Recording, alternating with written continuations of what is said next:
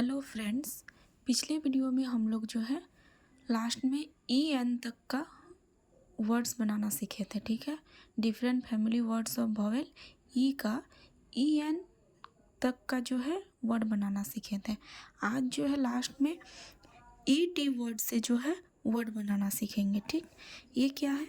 जे E T jet, N E T net, S E T set, W E T wet, G E T get, M E T met. ठीक है, फिर क्या है?